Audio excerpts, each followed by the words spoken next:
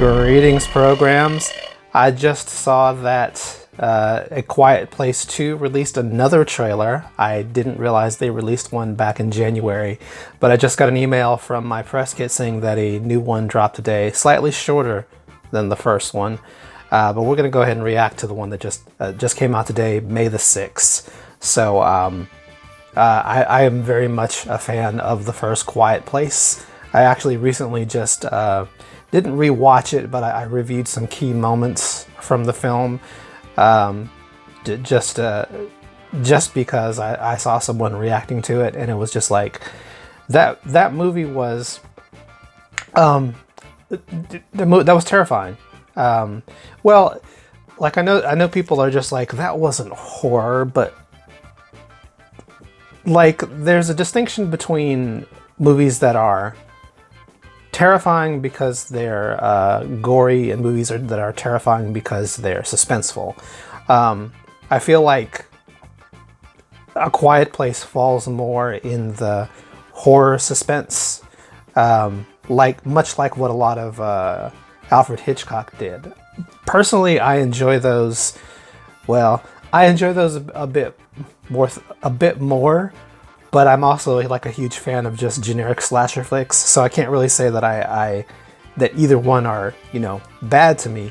I just really like when a lot of thought goes into making a film scary. So I'm looking very forward to this. I don't know if it's going to be releasing in theaters. Hopefully not just yet.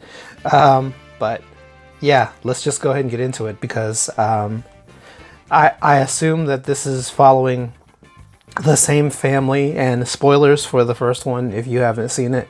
Not all of the family is there anymore.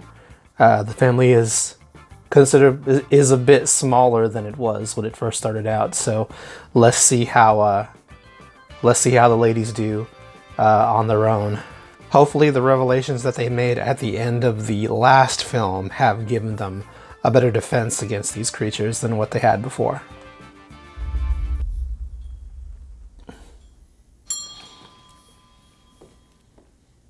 Now, who is this guy making all kinds of noise?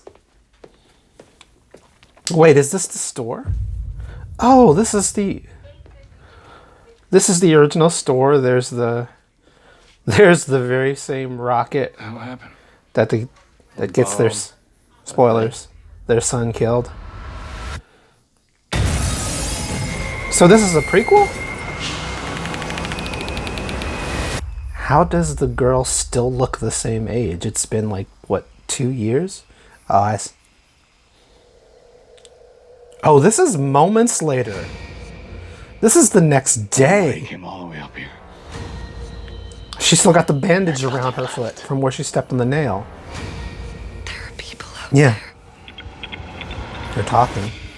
People worth saving. They have a defense. Most people had finally given up hope.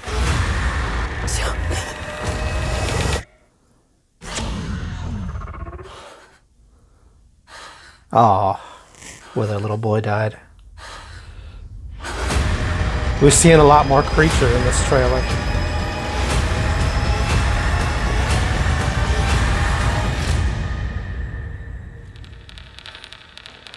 Oh, big freaking ears with legs.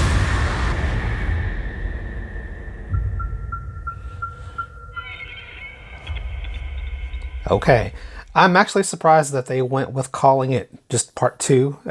I haven't seen a movie do that in a while. Is there anything that's actually just done part whatever lately? Like I thought it was going to be like A Quiet Place, The Quieting, or A Quiet Place, things just get quieter. That seems or instead of The Quiet Place, Quiet Place. Because that's not confusing in conversation. I want to rewatch this again. I'll edit this version so that it's not, you don't have to sit through me watching it, but I want to talk over it a bit more while I watch it this time. So we're obviously getting some prequel elements, some flashbacks, I should say. Prequel elements. Wondered why he was being so noisy. I love that it's the same store and there's the friggin' rocket, the friggin' space shuttle toy that got their little boy killed. A bomb, I think. A bomb, I think. That actually will be super interesting to see, like, when things broke down.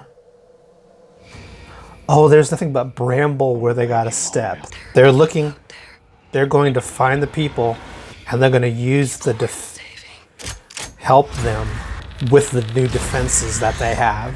Or should I say, offenses. Oh, brother getting dragged away. Please don't kill the black guy again. Not unless you kill everybody else with equal opportunity. One of the things I know people were like a little confused about with the first one, they seem to think like, well, why didn't the government come up with this sonic weapon thing? And from what I can tell, like with a lot of disaster films, one of the key components of the disaster is that it happens suddenly. It's like this is like the same thing with like zombie movies or anything like that. Like it's all of a sudden they're everywhere. So these creatures apparently were deposited from an asteroid. I think that's what they said. They picked them up on an asteroid, and then they were just everywhere. And before anybody even had a time to make a plan to figure out what these creatures' weaknesses were, the creatures were just wrecking everything because they're extremely strong. They apparently were bulletproof. Like she has to shoot one with its mouth open. It's weak around the either it's weaker on the inside or it weakens with the frequency that they found. And it seems to be like the defense that they discovered in the first movie was very random. Like this just happens to be the family, and the circumstances were just right to find the one frequency that actually injures these things. And there just wasn't time to come up with this stuff. By the time anyone realized that they were being invaded, the invasion was already half over. So I'm sure that there's like probably other parts of the country or even the world where, because I don't know how far spread these creatures got, but there's probably a very good chance that they haven't established how these creatures procreate yet, or if they even can. It seems like there's a lot of them and they've spread out very, very quickly. So maybe we'll get some clarification on how that happened and how much of the world is affected by these things. But there's a very good chance that other parts of the country or the world have built a defense against these things, and it's just not gotten to everywhere yet. Since you can't make noise, therefore you can't just travel and help people easily.